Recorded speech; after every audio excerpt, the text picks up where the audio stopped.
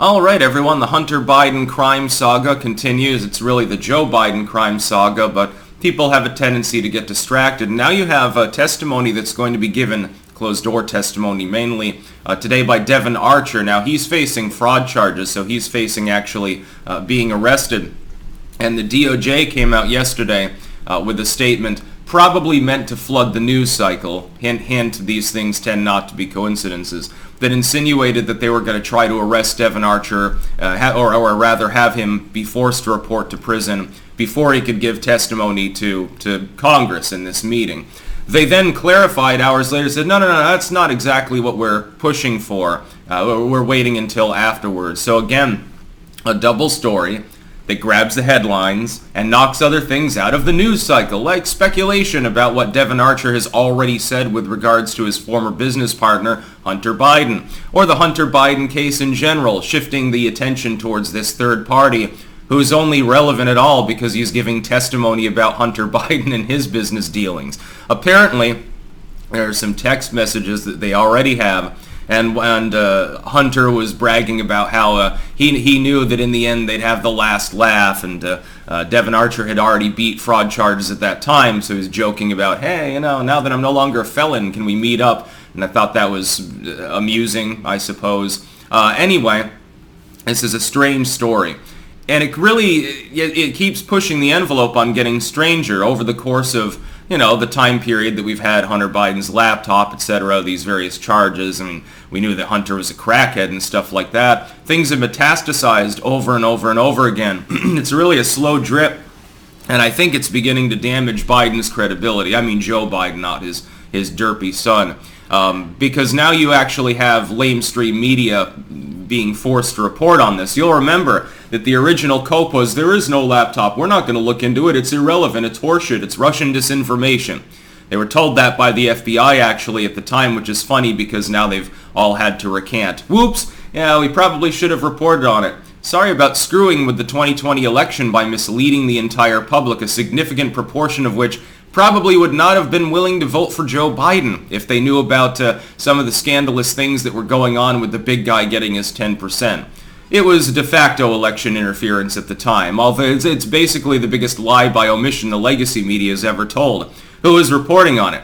New York Post. Fox covered it some, controlled opposition media, of course, that they are. CNN viewers didn't even know anything was happening for the most part. Some of them refused to report on it, and then to even acknowledge the fact that they were refusing to report on something because they considered it, they deemed it to be disinformation.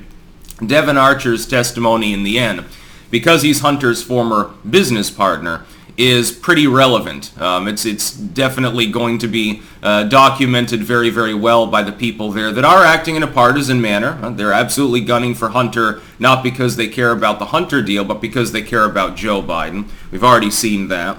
It is partisan, but it's still justice. It's still proper to look into what happened. And Devon Archer is about the best witness that you could possibly have, which is probably why the charges were revived against him. They were trying to get him in before the appeal system ran out so that they could silence him, so they could prevent him from being physically capable of showing up in the halls of Congress to talk with any of them to spill the beans. Probably still would have gotten out in the end. What it looks like is basically this. Hunter and Devon Archer were quite friendly. They were very close. And it seems that it went beyond just the business sense. It seems like they also had a fairly friendly relationship in the more general sense. But then things soured. Devon Archer felt thrown under the bus. He wasn't being safeguarded by the system that he knew had safeguarded Hunter, and the charges were reinstated. And now that the appeals are running low, he's decided to sing like a songbird. This is sort of what happened, it appears, with Gal Luft, this is a repeat thing. Again, it seems like everyone that has dirt on the Bidens ends up criminally charged with something.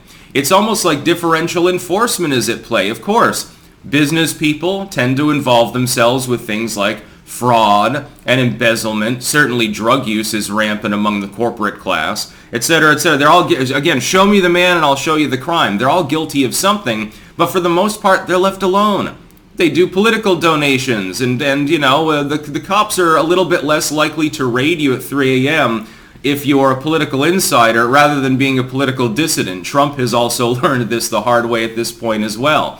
Do you think that there aren't other instances of what Trump allegedly did, and we're still not sure that the charges aren't completely spurious, with regards to business dealings or write-offs involving legal expenses and things like that.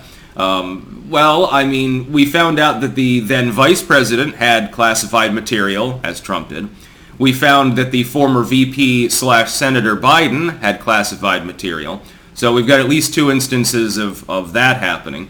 We're not sure what those documents are. They're not going to bother looking through them in order to find whether any of them were not covered under their purview. Of course, technically none of it is, because Biden at the time wasn't president and neither was Mike Pence, so the declassification authority is considerably less. What about the business fraud charges that have been brought by Alvin Bragg? Do you really think that the average cutthroat business person worth billions of dollars got there by being entirely free and clear? I think Trump, after years and years of investigation, when artificially upgraded charges and spurious charges that probably conflict with the Presidential Records Act are the only thing that you've got, that's pretty squeaky clean. They've investigated him for a million things. They find a handful of instances of misdemeanors, and again, that'll, I think, fall through anyway. I don't think they've got the fucking evidence. And then some classified materials that he already declassified because he was the fucking president and can take whatever he wants and deem it his own personal records. It's under the Presidential Records Act. The Biden crime family, meanwhile, is involved in everything under the sun. The fact that Hunter Biden was serving as an advisor to Burisma, to their energy board there, despite having no experience in the energy industry, points to it being influence related.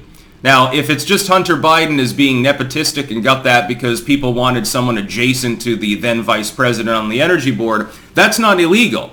It's dubious, it's sleazy, but it's not illegal in and of itself. If Joe hops on the phone and says, fire Victor Shokin, that's illegal. If Joe Biden hops on the phone and talks about any aspect of his son's business while he's in office at the time, that's illegal. And that's exactly what seems to have happened. And this is on top of a laundry list of other crimes. By the way, Devon Archer probably is guilty of defrauding the tribal nation with, fake issued bonds or something like that. It's a really nutty case in and of itself.